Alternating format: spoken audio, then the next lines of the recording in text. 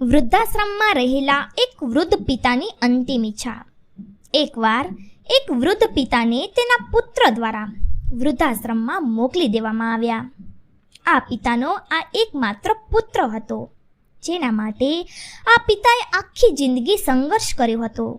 આ પુત્ર માટે એક પિતાએ જે કરવું જોઈતું અથવા જે કરી શકે તે બધું એમણે કર્યું હતું.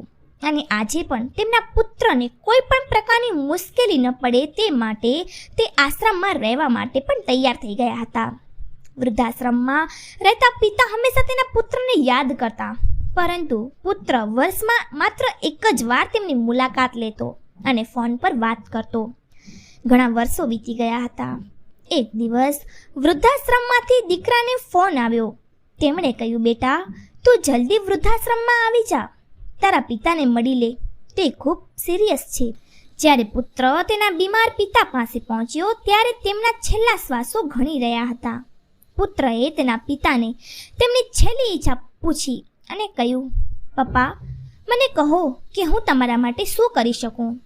પિતાએ કહ્યું, બેટા, આ આશ્રમમાં ગરમી અને મચ્છર બહુ વધારે છે.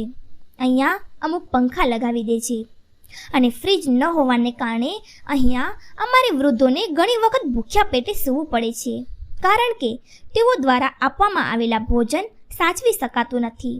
તો આ આશ્રમ માટે 1-2 ફ્રીજ ખરીદીને આપી દેજે. પુત્રએ તેના પિતાની વાત સાંભળી અને તેના પિતાને પૂછ્યું, તમે અહીં આટલા વર્ષો વિતાવ્યા છે, પણ તમે મને ક્યારે આ વાતો કહી નથી, અને હવે જ્યારે તમારી પાસે સમય નથી તો પછી તમે આ બધું કેમ બોલો છો?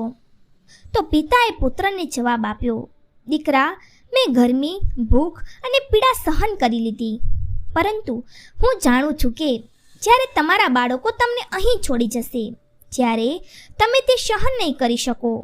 તેથી તમારી સુવિધા માટે હું તને આ બધું મૂકવાનું કહી રહ્યો છું. મિત્રો, પિતાની આ છેલ્લી પંક્તિઓ કોઈ પણ પુત્ર કે પુત્રીની આંખો ખોલવા સક્ષમ છે. ઇતિહાસ હંમેશા પુનરાવર્તિત થાય છે. જો તમે ચાહો છો તો તમારી સાથે પણ સારું વર્તન થાય, તો તમારે પણ બીજા સાથે એવું જ વર્તન કરવું પડશે. અને હા, જો તમને આ વિડીયો ગમ્યો હોય તો લાઈક કરો, મિત્રોને શેર કરો અને અમારી ચેનલને જરૂરથી સબસ્ક્રાઈબ કરજો. ખૂબ ખૂબ આભાર.